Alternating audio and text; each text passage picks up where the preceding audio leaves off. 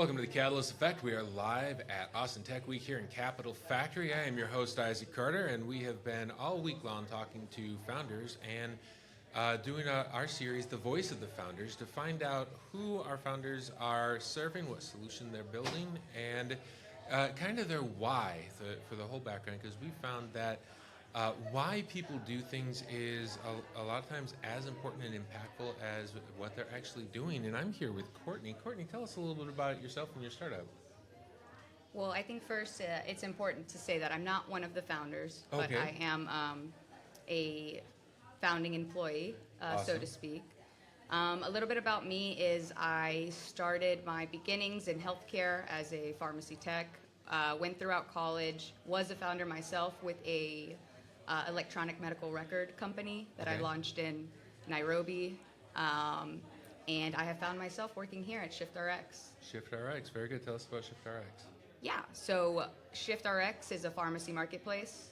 Okay. So what does that mean to anybody? Most likely nothing. So I think the best way to break this down is we are all familiar with Uber. And what Uber does is it connects drivers with riders at the exact moment that they need each other, right? Okay. Uber makes sure that that driver has car insurance, that they have a car, that they are licensed, and they're, able to drive on the road. And most importantly, they make sure that you're safe. Now, the rider doesn't pay the driver directly. The rider pays Uber. Uber collects a fee.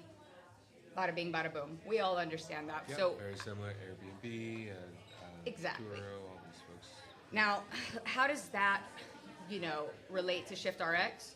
So what ShiftRx does is we connect pharmacies with pharmacists and pharmacy techs. Okay. We make sure that our providers are licensed in that state, that they're in good standing, that they've passed a background check, and that they know the software. So at the point when a pharmacy needs somebody for a shift, they're able to then use our platform through our matching algorithm and hire either for that shift temporarily or full or part-time. Okay, so kind of almost like temp work, but for certified professional for pharmacists. Right, and higher pharmacists. skilled workers. Awesome. And are you focused exclusively on like the pharmacy techs, the pharmacists, or are you also hoping to get into more of like the generalist hospitalists at some point? So no, right now, the company was founded by healthcare providers. We are focused on pharmacists and pharmacy techs, so we want to do that right and stand by them. So when we did Code Launch, there was somebody that had a similar concept that they were trying to do that for, obviously not the highly skilled workers, but the fast food restaurants, retail, where you could just go in and pick up an employee for a few shifts. And the challenge that they had there was the systems for Taco Bell and McDonald's and JCPenney are so much different. The floor plans and layouts are very, very different. So it was very challenging for somebody to come in and work a shift. But pharmacies do seem, you walk into a pharmacy and they're either, you walk into CVS and the pharmacy is either at the back left or back right. Right. The pharmacy itself seems to be pretty similarly laid out. The systems are not dramatically different. Is that kind of allowing this to kind of be more feasible for pharmacists, or is it just standardized to the point where somebody could work at Walgreens one day and Kroger Pharmacy the next? Yeah, I'm never going to say that one size fits all in pharmacy. Definitely not. Sure. And that's one thing that we have really honed in on, making sure that whenever a pharmacist does apply to work a certain shift at a pharmacy, that they know what is the script count. What are the policies there for controlled substances? What is the lunch break? So before just blindly going into a Taco Bell and not knowing, are you the only one doing drive-through? Or, are you the only one that's a line cook? With us, we allow the providers to know who are they working with. Will they have a tech? Are they alone? So they know that ahead of time rather than just going in blind. So that is definitely something we saw and we then addressed. Awesome. I went to pick up medication. My daughter had an upper respiratory infection, and so I went to Walgreens. And I went like an hour after they were supposed to open. The pharmacy was closed because the pharmacist wasn't there. Okay. And the pharmacist got there around 1 p.m. Wow. Now that they're calling the prescription in directly electronically, I don't have a piece of paper. I can't take it to a pharmacy that's open. Right. That pharmacy needed to be open and it wasn't. So I completely understand. I mean, they didn't have anybody scheduled to work that shift that morning. 100%. And that's, where we come in when somebody, it's not a matter of if it'll happen, it's when it happens, because people are late to work. Unexpected emergencies come up, and with us, you're able to then say, oh no, I can't come in today. Right. You can post the shift, and one of our providers will show up, and you have that trust in our product that, hey, they can work, they have used this system, and it's almost like a plug and play in the safest of ways. So what's the motivation for the pharmacist? For me as a data scientist, data engineer, I'm not going to just like go, hey, I got 8 hours free. Why don't I just go in and work somewhere new for a few hours? So for me, that's kind of a foreign concept. But for the pharmacists themselves, I'm guessing if somebody has pharmacists, these guys are working a lot. Are there people just enough time that they're just looking to pick up shift work, or how does this work? Yeah, I mean, it's going to differ for everybody. I apologize. It's going to differ for everybody. But when it comes down to it, it's people who want flexibility. Okay. So let's say it's a mom who is a pharmacist, and she, is taking care of her kids, but she can work on Wednesdays, or she can work this certain amount of time. It's somebody who wants to upskill. They are working retail, but they really want to get into sterile compounding, or maybe they really want to get into working long-term care. They can basically try before they apply full-time, and that's part of our secret sauce that we find that a lot of providers really like, because they're able to upskill in such a way that is really beneficial for their career long-term. So my wife and I, my wife studied in the medical space, and then I started getting really large contracts, and a lot of these contracts would be 8 weeks here, 10 weeks there, and we would all go together. And so there were a lot of times where, and it was pretty consolidated in Texas, some in Florida, but most of the contracts were in Texas. And so it was really complicated for her to have like a full-time job, because I would finish a contract in Houston and go to Austin, or go up to Dallas, and we didn't want to keep the family separated, so we would stay together. Of course. So in that type of opportunity, we run across when we were in our travels in the RV, a lot of traveling nurses, where the nurses, either they're alone and their husband comes on the weekends, or traveling physicians are taking a specific term contract, and their significant other couldn't work while they were doing that, because you're going to get a job as a pharmacist for 2 months somewhere.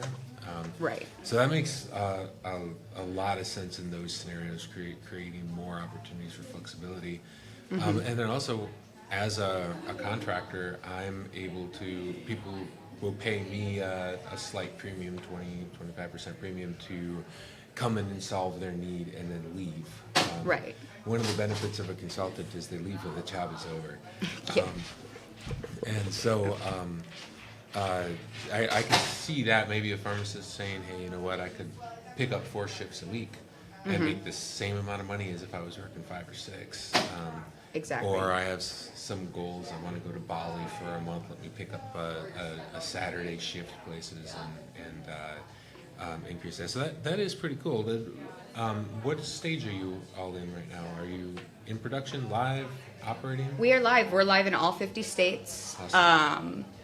And just like you said, we are increasingly seeing more remote opportunities, which is, providing that flexibility. And of course, those job opportunities and those shifts are filling fast. But we're seeing more and more transition to remote pharmacy. What does a remote pharmacist look like? I'm sorry, what? What does a remote pharmacist look like? So basically, they're verifying the prescription that the doctor has, Got it. prescribed. Okay, so here's the prescription. Here's the patient's other prescriptions. yes, this is good, go ahead and do this, and then the tech fills it. Exactly. So whether it's at a central fill, they're basically saying, okay, this is Donna. Donna weighs this much. This is the medication. Okay, is that, is therapeutically, is that safe? Yes, okay.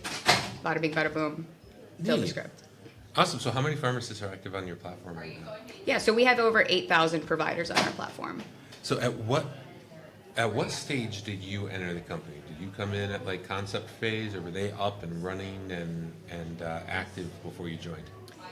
Yeah, so I would say when I came in, they had just launched to all 50 states. So previous to that, they had a stronghold in 5 states, being California, Florida, New Jersey, New York, and California. When I came in, it was really about, okay, how do we address the rest of the market? How do we get them to know about us? And that's not necessarily, marketing.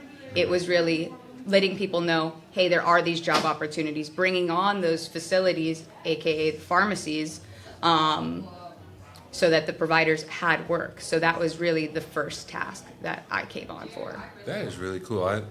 I love seeing the ability to more federize work. Mm-hmm.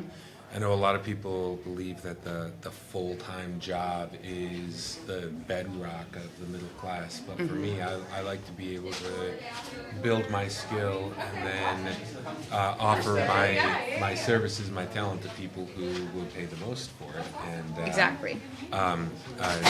That has offered me a lot of flexibility, and it's been a good experience for me going in, working somewhere for 15 years, and then pensions are largely gone at this point anyway, but Right. taking the retirement benefit and then moving on to something or staying somewhere until people used to call me, has got an opportunity where you can just stay there and be stable until you retire. I'm like, oh my God, that sounds awful. Yeah, I think that model is like long past Yeah. gone. And if we look at on the other flip side of this, since it is a marketplace, I think it's really important for our pharmacies that they're trying before they hire. So they're not committing to somebody without seeing that they're a fit with our platform. They can have them come work, do basically a working interview. Yeah. And they don't have to have them on payroll. They don't have to go through all those like legal implications of hiring someone, finding out they're not a fit, Yeah. and then that process. So in a way, it definitely helps both to feel each other out. I used to work for a medical device manufacturing company that was doing a clinical trial, and there was a very famous ophthalmologist in Pinellas County, Florida, that was doing the trial and got through 2 years, did 30% of the study, and then found out that he never had a medical license. He was implanting interocular lenses, had done it around the world. Somebody taught him how to do it. He opened his own clinic, and now this multi-million-dollar clinical study had Shot. 30% of the cases had to be redone, and there was no rebalancing it. So, Oh, wow. I mean, the impact, first off, especially if you're in a higher turnover type of situation, or you just need somebody fast, you don't have time to qualify their background. I mean, this guy had fooled clinical trial administrators and overseers with the FDA for like 15 years. Wow. A local pharmacy can't do a better job at that than that. So bringing in somebody a company such as yourself, saying we specialize in ensuring that you have the proper qualifications, training, licensing, and everything necessary to be sure that you are a qualified provider. Correct. Can really reduce a lot of risk, and at the end of the day, I'm not going to a pharmacy because I'm having a good day, right? Exactly. So anything that we can do to improve the experience for people who need care, and do it in an intelligent way, I'm all for. So I love it. That's great. What's next for you, Kourtney? In what way? What's next? Where are you going? I mean, I think what's next is really addressing the market of like mid-sized pharmacies. They have non-competes. They don't want pharmacists that work, at other pharmacies. And so, they have multiple chains, but they're still they're still on paper. You know, there's still call outs at certain stores. And right now, what happens is the PIC, so the pharmacist in charge, they'll get on the phone, they'll call store number 2. Hey, is Jennifer able to work today? Oh, well, let me text her. You know, I'm not sure, but maybe Jordan from store number 7. And so it's very much manual, it's very much texting. And so I know the next portion of this is white labeling it for those mid-sized clients so they can handle their internal flow pools efficiently. So adding internal organization capabilities to your software and having CVS Region 1 go in and set up all their pharmacies in there and handle the scheduling in that. Yes, and then their employees can then, you know, oh, I'm willing to drive 60 miles, where Rachel might not have known that, you know, Jim was willing to do that. Right. You know, there's no way to keep up with what's going on in people's personal lives. We don't know who's part-time. It's very hard to know a whole organization. So what this does is really allow that transparency and enable the pharmacies. I mean, at the end of the day, we just want you to fill scripts and we'll fill the shifts. Nice. Yeah, a lot of folks don't know that Medicaid, Medicare has services in a lot of rural areas. It's impossible to get actually service providers, not just pharmacists, but across the board. So there is allowance and funding for pop-up service providers, or service centers. So that is medical doctors, nurse practitioners. They will go into the community center in a rural community and provide care. I know Algonac, Michigan, my dad's on the city council up there. Okay. Their pharmacy closed. Oh, really? And then the mayor actually went on a hunt and found a new pharmacist and then brought him in and opened a new pharmacy in that town. Not all small towns can do that. Right. So knowing that there are funds available and that there are mechanisms out there to allow for pharmacy to be open one time per week and have that covered by some funds from Medicaid. There's a lot of programs out there for flexible care providing. 100%. I mean, going back to the remote work, when we talk about Medicare and MTM being able, some pharmacies, they just don't have the time to sit and call their Medicare patients and properly counsel them. You know, having someone come work 2 hours remote to call the patients in your community to make sure that they understand how they're taking their medication. You know, these mom and pop pharmacies, like, they want to provide that care. And what we do is we give them that space to, one, you know, there is the aspect of collecting the revenue from MTM, of course, but more importantly, what is that doing for the community? Right. Having your pharmacy call you, having them, you know, hold your hand, talk about your medical experience, what are the symptoms that you're feeling? Is this the right therapeutic choice? Do we need to contact your doctor? What's the prior authorization? If so many people, you know, their insurance says, no, this isn't medically necessary. Is that up to them? Is that up to the insurance? If you ask me, no. Pharmacists, they're going to say no. But because the patient doesn't have an advocate, that's where we can come in and help provide that. Yeah, at the beginning of my weight loss journey, I've lost about 110 pounds now. Congratulations. Thanks. At the beginning, I was type 2 diabetic, a whole list of diagnoses. Right. And I needed some support to be able to start the weight loss journey. And so I went to my doctor and they wrote me a prescription and the insurance said no. So I went to a compounding pharmacy who advocated for me and got something that I could afford to cover on my own until they got to a point where they were able to get the insurance to cover something for me. And that jump-started me, and then so I lost my first 50 pounds and then was able to handle the rest of the diet and movement and lifestyle changes. And did you see a change in, like, your A1C, or did you a reduction of medication, like daily medications? No medications now. That's incredible. Completely in remission. Yeah. So you can really feel, like, how healthcare, you know, the presence of that this. Advocating for the patient is, and my wife has had several medical events around when we were having our children and things. And I had to advocate for her. I mean, just finding a provider right now is challenging. I know that story far too well. I have lupus, and just anything with autoimmune, you know, not one size fits all. And it's literally like Yeah. it's a lot. My sister has autoimmune disease, and she has been on pain management, and her doctor was actually arrested. DEA came in and wrote a lot of, and now the pharmacists, they won't touch anybody that was there with them. She has nobody to advocate for her. This is in Georgia. So I'm sorry to hear that. having that, knowing that that's kind of the direction, solving an immediate problem for the pharmacy, and then getting to a point where you're able to free up resources, apply technology, and ultimately advocate for the patient to increase the patient, the population health.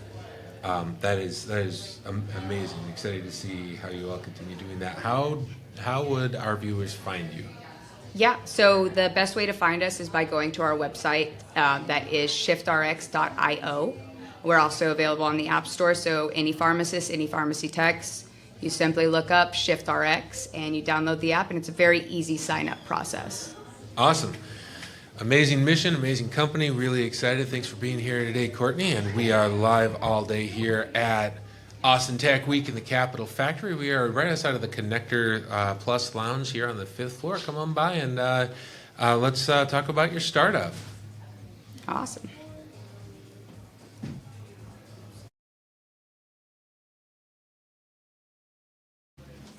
Welcome to Catalyst Effect. I am your host, Isaac Carter, and we are live here at Austin Tech Week. We are on the 5th floor, right outside of the Connector Plus Lounge here. And,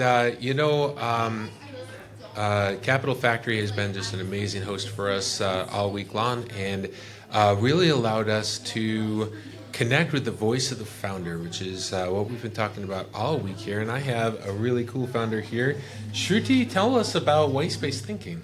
Yeah, hi, I'm so happy to be here, and thank you so much for having me on. It's great to have you here. I'm here representing my firm, Whitespace Thinking.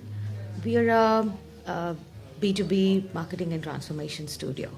And when I say marketing and transformation, we essentially mean that the soul of what we do and what we represent is driven by marketing, about being able to take that B2B voice to the customers.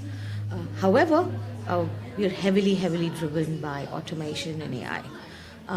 And while there are numerous people who are talking about AI-driven marketing today, what we believe that what we bring to the table is that whole soul and a sense of marketing, which is so important when you're trying to get your voice and your message out to the customer. But as for most growth companies, for most startups, they would want it to happen sooner than later. Yeah. So that's where the technology and the automation, and especially now the AI comes in. We are able to get in a lot of strategic thinking, a lot of process orientation, and also a lot of impact-focused marketing in at half the cost, and at sometimes 1/3 the time that it would take in a traditional environment, which I grew up in. B2B marketing is hard. B2C marketing, it's a little bit more accessible, a little lower cost. Automation around that makes a lot of sense. You grab a lot of content, you're in bulk, you're watching to see the conversion rates. But B2B it's challenging. So I own a Nearshore consulting firm, and we have really worked hard with trying to market to other firms that need our services. And we've never been successful with it from a pure marketing perspective. Now, grabbing our podcast, going to events, meeting founders, shaking their hands, looking them in the eye, talking to them about their challenges, highly successful. And highly dependent on me and my team traveling to exciting places like here at the Capitol Factory in Austin, Texas, but also very hard to scale. And so you're talking about the automation in the B2B space. You're pushing the innovative thinking and the being authentic, but also in B2B. So how exactly, what does that process look like? How do you be successful with that? Okay, I love the question, and especially because I think you've been there, done that. Oh yeah. So I think it's more authentic when it comes from you rather than just more from a curiosity perspective. Yes, B2B is hard. But then I think what most people don't realize that there is more B2B marketing than the glamorous B2C. In fact, there's a study I was going through recently. Globally, if you look at marketing spends, B2C spends just 16%, and the rest of the marketing spend is B2B. When you pick up your favorite soda from a Target, when Target is purchasing that soda from the soda company, is a B2B transaction, right? When an airline picks up the Boeing or the Airbus aircraft, it's a B2B transaction. Right, and the technology world, I think it thrives purely on B2B. You look at any of the big companies, a chunk of their revenue will come from B2B and not from B2C. Having said that, it doesn't make B2B easier. Right. Attribution, I think, in B2B is so hard. Yeah, being more expensive doesn't mean that it's easy. It is so hard to say that, okay, I got this lead from this particular ad or this event or this conversation, because it could be everything or none. Yeah. You never know, right? It also makes it more harder because B2B is so boring, especially given from an advertising perspective. I don't know why most B2B marketers have, especially in the tech space, and that's where I grew up with, in the tech marketing side. People love to put the entire service architecture on their brochures and their case studies. Yeah. And then they expect the finance managers and the procurement managers to be able to understand that when they have no understanding of it. Right. And that's what we're trying to do. We're trying to bring in a little bit of a human side to B2B. I think a small anecdote, every B2B transaction has about 16 human touch points. Whereas today, a B2C may be 0. Right. Right? You may go to a kiosk on an airport and just pick up that soda, which I spoke about earlier. But for every B2B transaction, there will be 16 people. So there will be 16 people you can reach out to from a marketing perspective. Don't worry about the attribution. Worry about reaching out to people. And what we are trying to do with automation is not bring the AI agents. They're not going to solve your problem. Right. Right? I've been in B2B marketing for 20 years. Worked with smaller companies, startups, with large enterprises, with the biggest professional services firms in the world. And what I built across these years are frameworks. Frameworks for audit, frameworks for go-to-market enablement, for frameworks for, say, even repositioning your brand. And that's what we are trying to automate and bring AI in. Like for a customer, we were able to do their entire repositioning conversation within a week. Wow.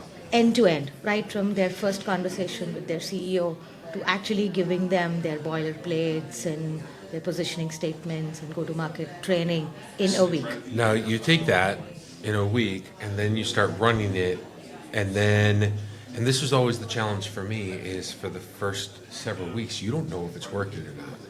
Is that right? Absolutely. Yeah, and that, especially for a smaller company like my own, that's scary. Like, you're investing money, you're putting dollars out there, and you don't know, is this working? Is this becoming effective? Am I going to get business from this? How do you coach your clients through that? Okay, so I'll ask you a counter question. What is more risky? Doing a repositioning, getting the response after 3 to 6 months, and still trying to experiment to see if it's working, or getting something on your table in a week, going to market very quickly, and course correcting on the way in an agile manner? No, absolutely. I love the agility. My concern is more, because I'm able to get a new positioning out in a week, do I wait 2 weeks and go, oh, this didn't work, and make a new one? Because that's for me, is I pivot too fast. So how do I know when it's time to hold or when it's time to pivot? Okay. A lot of your customers will tell you, maybe not directly, but you have to keep your eyes and ears open. As marketeers, I think especially the new age marketeers, they're so in love with technology. I think they forget to listen to the most important people, the customers.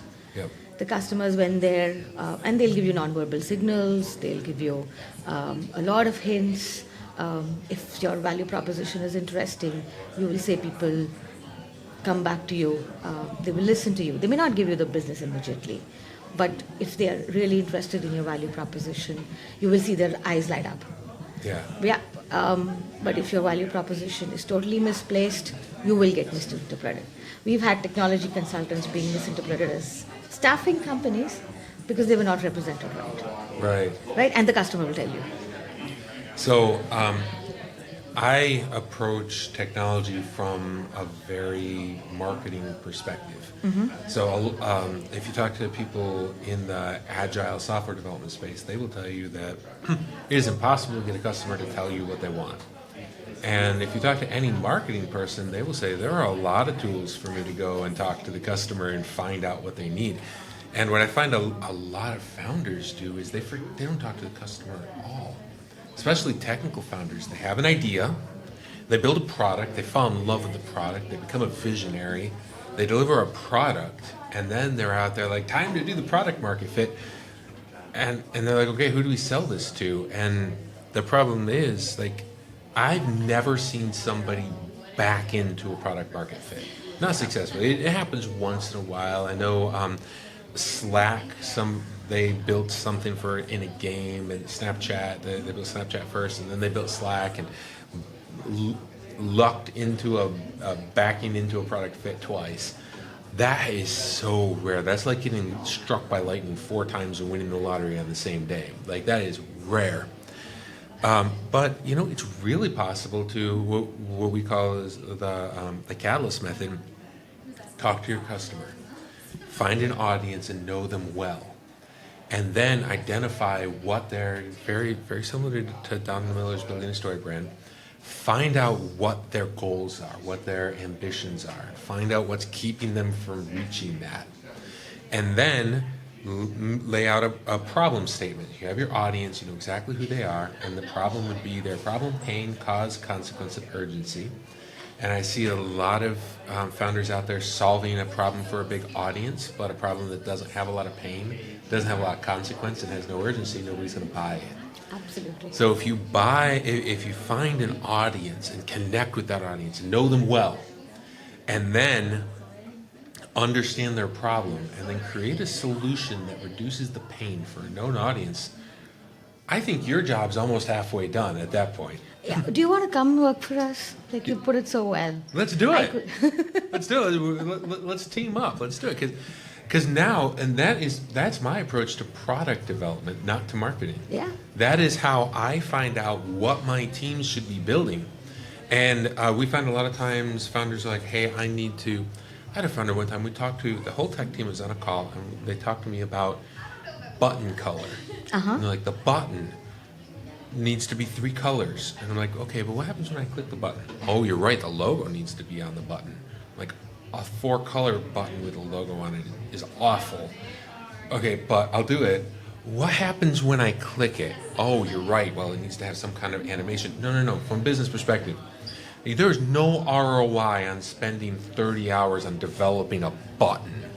Tell me what happens when I click it. Yeah.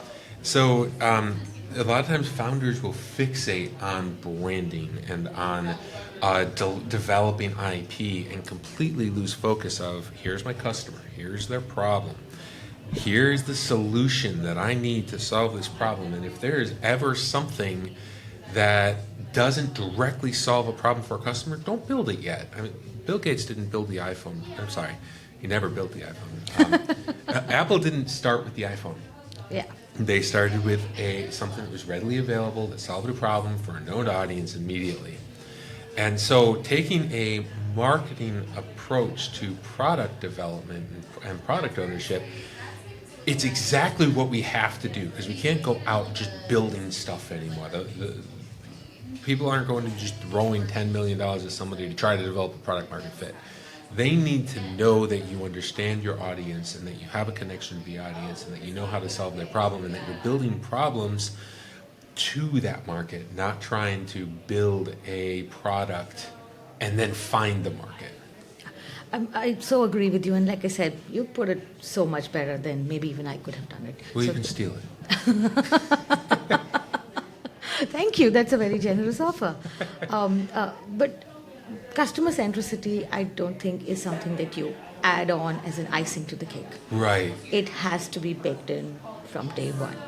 And yes, the customer sometimes doesn't know what they want.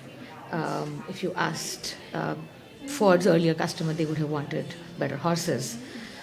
But And I love arguing against that. because Ford didn't invent the car. All Agreed. he did was make it a little faster and more accessible to the that's people what who I was wanted coming fast. to. Yeah. Well, the customer would have said, "Where horses?" What they really meant was they want to get from point A to point B really fast. And they didn't understand that there were Exactly. other options. Yeah. Yeah. They didn't know. Yeah. They didn't know better.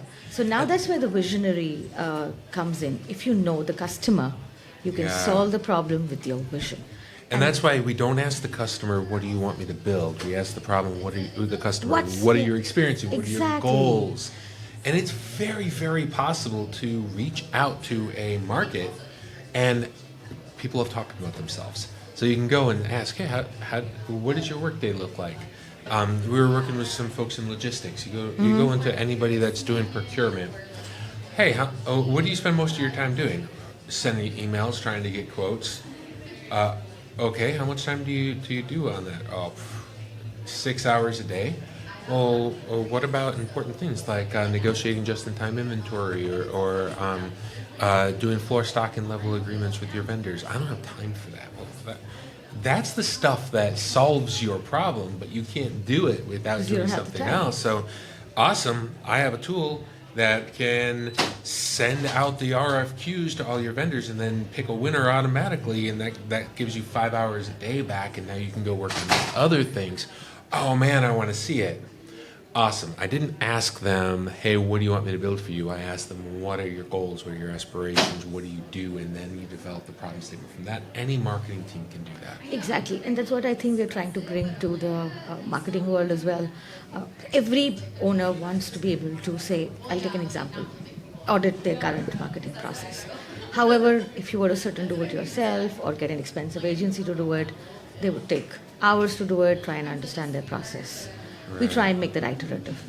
A couple of conversations here and there, 15 minutes, 20 minutes, and then when you get a technology rush into it, we're able to bring down that 3-day conference room setup to a 3-hour virtual call to get to know what is going well, what is not going well, and what I can fix. Awesome. The idea is not to bring to the table how bad you're doing, but just to give you an insight as to how this is how things are. Yep. And you don't need senior people in your team spending hours and days just trying to find that out. It's Yep. valuable time wasted. Awesome. Shruti, this has been a really fun conversation. Thanks for coming down and talking with us. Thank you for us giving the opportunity. This was lovely. Right. How do people find you? So we have a couple of ways that people could reach out. I'm, of course, extremely active on LinkedIn. We have a live session as well. It's called Share Space, which is periodically done on LinkedIn. We have a website, whitespacethinking.org, and I'm also available on Instagram. So a lot of ways where you can reach out to me. Awesome. Well, I love these conversations that we're having here at Capital Factory. Really enjoying Austin Tech Week, and this has been the Catalyst Effect. We are here all day on the 5th floor right outside of the Connector Plus Lounge. Come on down. I want to hear the voice of the founder.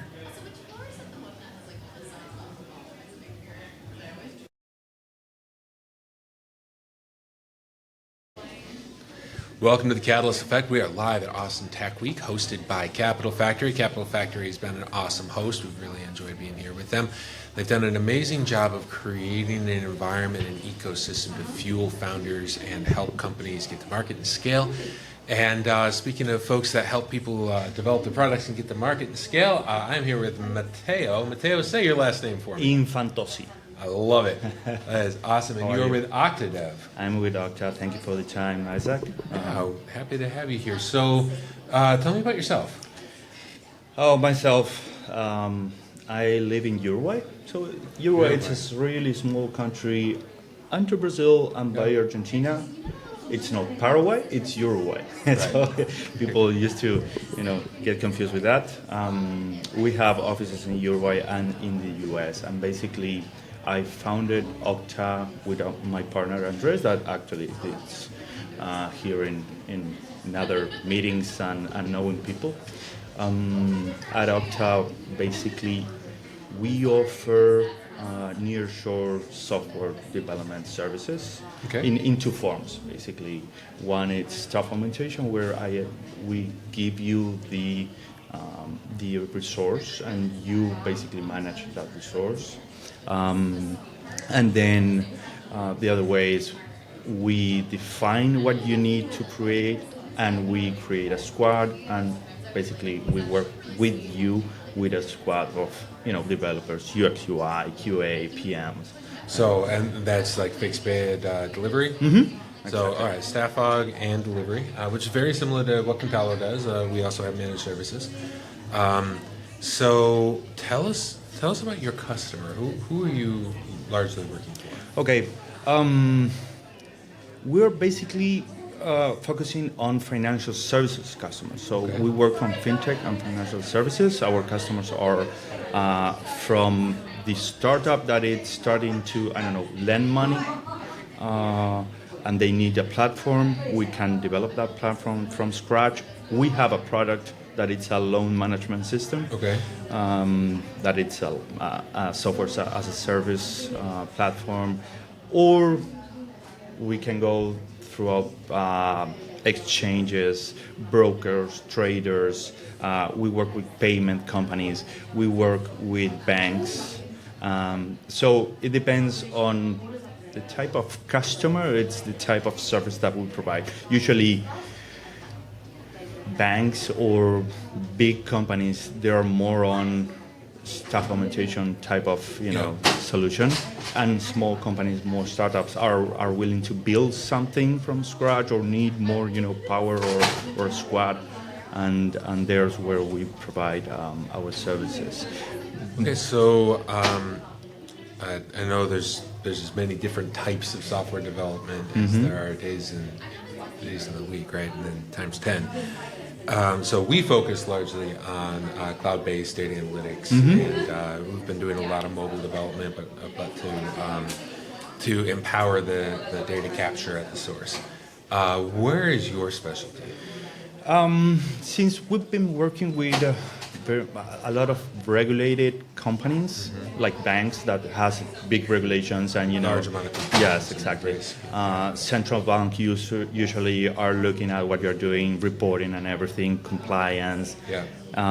So we are focusing a lot on onboarding and everything that it's related to compliance. Okay. So that's mainly where we are being focusing, and especially lending. Lending, it's like something that we do a lot. Yeah, but in staff augmentation, somebody comes to you and says, I need a XYZ developer for, so we know in Mexico, it's very challenging to get data engineers right now. There's a large amount of data engineers in Central America. That's where we're Nicaragua, El Salvador, Guatemala, and Honduras. And it's funny how things tend to kind of localize. So if you RPA developers, there's not a lot of them in Mexico. You can get these folks in Argentina and Guatemala. Mobile app developers, Flutter hard to find these days. React Native is very nice and very standardized. Hate to break it to you, Google, but React won. The multi-delivery, multi-platform mobile app dev, React has won that, right, Native. So what, like if my team, if somebody comes to me saying I need a XYZ developer and I'm looking and they're not in Nicaragua, what do I look for in Uruguay? I think that in Uruguay we have a really good pool of talent. In the past 20 years, it's been crazy how the software industry has developed, and there's a lot of people studying, and actually there's everyone is employed. Like there's no unemployment in this industry. It's crazy. In our case, we usually work with Java, .NET. We usually work with banking. That makes sense. Java is very probably quite a bit with Python if you're doing data. Yes, Python, and then Node.js, Flutter. We love Flutter. Yeah, I love Flutter when I find a good Flutter developer because they're twice as expensive as React Native. Well, yes. Startups, if you're looking for a mobile platform developer, do not touch Flutter Flow. By the time you have 3 custom widgets, you can't maintain that thing. We have a customer that has over 100 custom components in Flutter Flow.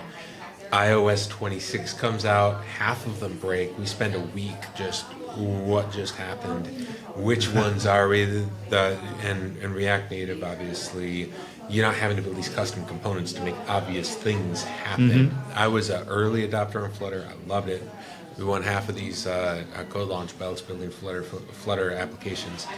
But moving into the React world, especially, you've got your T3 stack, you've got all of these stacks now that really facilitate mono repos, and our full stack developer is doing mobile, front end, back end data. We don't have to go, oh, the mobile guy is out today, we can't fix this bug until Friday when he comes back. So, a lot of resourcing alignment is just really, JavaScript is literally everywhere now, so that's very, very helpful. And we've noticed, I've been working in Central America since 2018, and there has been that pivot. So firstly, the students that were graduating from university, they were getting their degree, we want to be software developers. Do you speak English? Yeah, awesome, go into a call center. And there were not jobs for them in their career. Now there are in Central America. We are able to find talent very quickly. The last couple of months, especially, a role has come up and we've been able to fill it inside the same week with really talented people because I think a lot of it's seasonality. But we've also, we want to focus on, for me, the cultural fit matters. Yes. A lot. Retain people, retain talent, Yeah, one of our clients, we started with them in 2018. They're expanding their relationship with us every year. We're here ready to go into year 8. And in 8 years, we have had one person leave, and that was not related to the work or anything. It was a cultural fit the entire time. So in Central America, and I know all of Latin America, you will find people that are like, oh no, I don't take meetings from 10 to 1 because I take my siesta, and I don't work past 4, and I don't want to work on Saturdays, give me a private office if you want me to work. But you also, we're able to find these folks that are highly motivated, and then we are Cantalo, so people come to work for us, but then they join our client, and they become a part of them. They just mesh, and they're there, and they want to be there for a long time, because in Latin America, people don't want to switch. For me, every 6 months, I want a new job. Give me something new to work on. 6-9 months, I hate everybody on my team at that point. Give me a problem to solve. I'm going to solve it, and I'm going to leave. Yeah. It's like I told my wife this morning, I'm going to come in, I'm going to record my podcast, I'm going to come home, do my job, and leave. That's not what we're seeing in Latin America. You have people that want to be a part of something, and then they want to be a part of it for a long time. Yes. Well, that's something that, or it's a discussion that we have a lot with my partner. Building culture. It's something that it's huge and defines your company. We have employees with us that they are working since 2017. So I know what it is. And or they're too crazy, or they're happy with us, or there's something there. Yeah, either there's something wrong with them, and they're not going to get a job somewhere else. Exactly, but it's not only right now. I don't know in your case, but in our case, after COVID, everyone was working from our homes and remote, and now we are starting to move into hybrid and more days at the office, and we are in that discussion like every other week or every week with my partner, like saying it's good to have people here to build culture, because what's going on. There's other stuff in the office that it's happening. We have and this is, we have half of our employees are in Uruguay, and the other half it's spread in LATAM. Mm-hmm. So it's for the people in Uruguay, it's completely different as the people it's around LATAM, because they don't get that culture. It's not easy to get that culture when you are not in the same place, like talking every day, like having a barbecue or So there's things that you have to have in mind. Yeah, and we find that I don't have to drive that. So we have kind of hot desks, and we have a nicely set up office. And I've never had to tell somebody you must be in the office these days. The teams work together and they decide their schedule, and they end up being where they need to be productive. And the people that aren't productive end up being eliminated pretty quickly, and the people that are productive stay a really long time. And I love the fact that I don't have to drive that. I don't have to tell somebody you must be here at this time. At this time. And for me, that's largely culture, is making sure that I literally asked ChatGPT, how do I force my employees to do what I tell them to do? And I've gotten way past that and matured-wise in the last 18 months or so. I've realized if you set the vision of what you're trying to accomplish and why, the right team members will rise to the occasion, and the wrong ones will fall off on their own. Absolutely. And so once you have people who say, here's the vision, here's what I need you to achieve, here's your team that you're going to do it with, they self-organize, and they do that without me having to say, from 9:45 until 11:45 on Tuesdays, Wednesdays, and Thursdays, you must be in this room at this time. Get your coffee before you show up, and do these tasks in this order. I don't have to do that, which is beautiful. Yes. So, all right. So you are Octadev. Mateo, how many team members do you have right now? We are over 100. Awesome. Yes, we're over 100. Half of it in Uruguay. That's amazing. Awesome. I have not had the opportunity to get out of Uruguay yet. People in South America keep inviting me down. Colombia, some folks trying to get me to visit Venezuela. I don't think that's in the cards right now. I'm not sure that they want. I don't think that's a vacation they're inviting me on. Excited. You should go to Chile, Argentina, and then Uruguay. You should do that. Do it in that order? Yes. Awesome.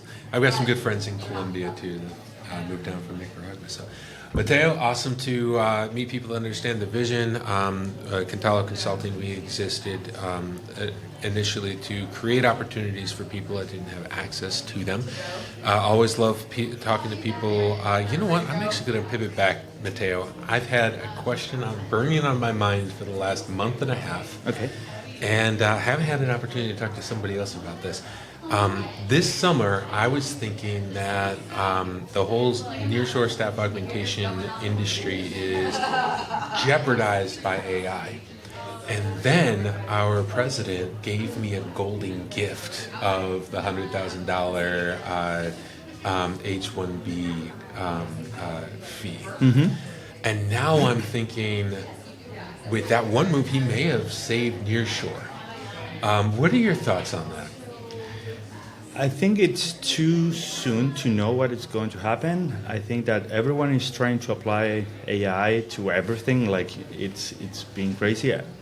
I believe that AI is going to be something that it is helping us to focus on more important things. Yeah. It's more as a systems. It's more focusing on that. I don't think it's going to take away jobs or it people. will reduce headcounts on teams. Absolutely. It will, but I believe that people are going to be focusing on more important stuff rather than, I don't know, writing down an email or focusing on things that are really important. Sometimes I talk to another discussion that we have with our partner is we are all the time, working on the operations and, don't have time to think. And I think that if we start applying AI on those type of things, operational things that take out time from your day and start working on strategy. I think that's something that you can take benefit of. With AI. the H-1 visa becoming more restricted and much more expensive, are you starting to see any increased demand for nearshore services? And I was asking that because we have started to see the seat requests increase, and Not really for now. not yet. No. Awesome. All right, thanks so much, Mateo. Thank you, Isaac. I love talking to founders. It's not very often that I get to sit with somebody that does nearshore software development and can understand not just the mission, but how I operate. And Mateo, we're going to connect and stay in touch. Absolutely. We are, this is what I love about Austin Tech Week. Austin Tech Week is, yes, there's a lot of startup founders here, but there are also a lot of established businesses that understand and can kind of learn and grow.